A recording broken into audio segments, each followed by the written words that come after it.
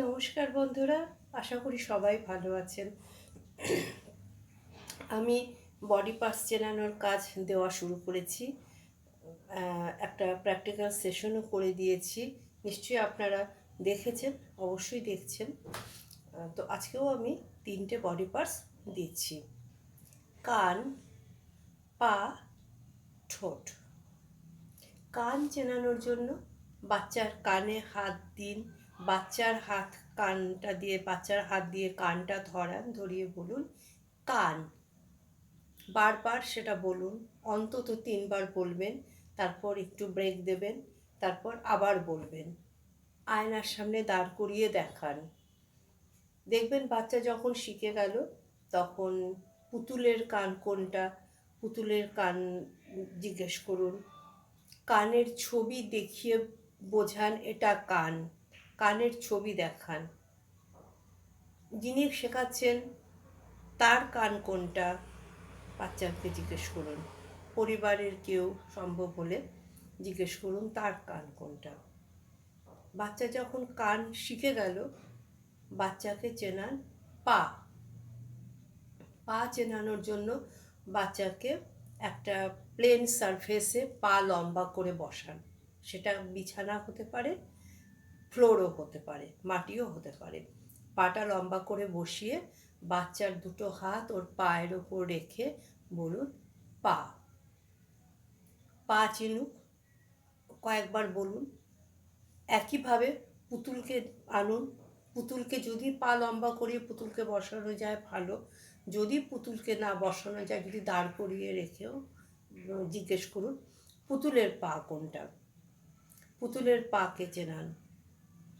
যিনি শেখাচ্ছেন তাকেও বলুন আমার পা কোনটা।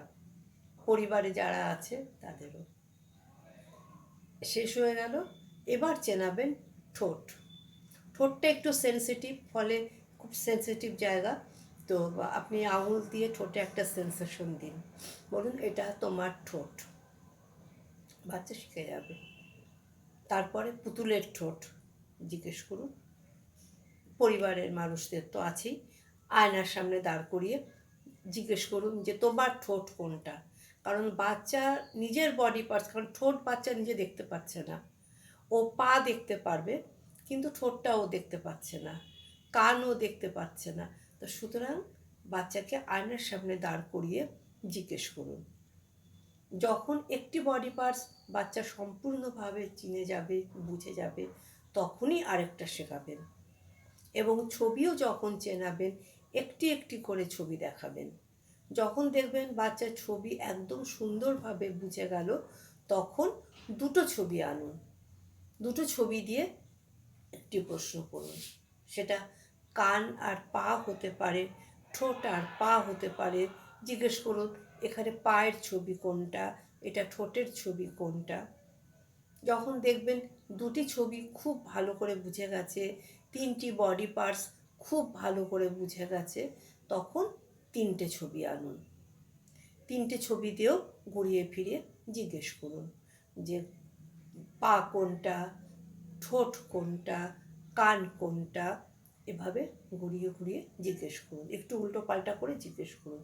কিন্তু সবসময় মনে রাখবেন একটি বডি পার্টস সম্পূর্ণভাবে চেনার পরই কিন্তু নতুন আরেকটি বডি পার্টস শেখাবেন। আর আমি এর আগেও বলেছি পুরনো জিনিস সবসময় প্র্যাকটিস করতে হবে। সুতরাং প্রথমে অনেকগুলো বডি পার্টস আমি দিয়ে দিয়েছি। সুতরাং আগে দেখুন বাচ্চার সেই বডি পার্টসগুলো বাচ্চা মনে রেখেছে কিনা। কারণ মনে না রাখলে কিন্তু নতুন একটা দিলে বাচ্চা কিন্তু কোনোটাই মনে রাখতে পারবে না, সবগুলোই ভুলে যাবে এবং এটা কোনো কাজেও আসবে না। বাচ্চা কম শিখুক কিন্তু ঠিক শিখুক, বাচ্চা যেন মনে থাকে, বাচ্চার কনসেপ্ট যেন ক্লিয়ার হয়। পুরনো বডি পার্টসগুলোকে অবশ্যই প্র্যাকটিস করাবে, তারপর নতুন। আর আমি আরেকটাও বলেছি, যখন মনে করবেন নতুনটা শেখাবেন, প্রথমে নতুনটা শিখিয়ে দেবেন, তারপর একটা লম্বা সময় ছেড়ে দেবেন, দিয়ে পুরনোটা প্র্যাকটিস করাবেন। এভাবে প্র্যাকটিস করুন, দেখবেন আপনার বাচ্চা ম্যাক্সিমাম বডি পার্টস চিনে গেছে। আর বডি পার্টস চিনে যাবে, পজিশনাল ওয়ার্ড চিনে যাবে, অ্যাকশন ওয়ার্ড জানবে, তখন দেখবেন বাচ্চার ল্যাঙ্গুয়েজও কিন্তু খুব ভালোভাবে এগোবে, ল্যাঙ্গুয়েজ ডেভেলপমেন্ট হবে, বাচ্চার রিসেপটিভ ল্যাঙ্গুয়েজ ভালো হবে, এবং রিসেপটিভ ভালো হলে ওর মতো করে এক্সপ্রেসিভ ল্যাঙ্গুয়েজও কিন্তু ভালো হবে, ডেভেলপ করবে। আজকে এই কাজগুলো করান। আর আমি তো অনেকগুলো ভিডিও আপলোড করেছি, তো আপনারা লাইক করুন, শেয়ার করুন, কমেন্টস করুন, আর অবশ্যই সাবস্ক্রাইব করুন। তাহলে কি হবে, নতুন ভিডিও যখন আমি আপলোড করব আপনার কাছে নোটিফিকেশন চলে আসবে।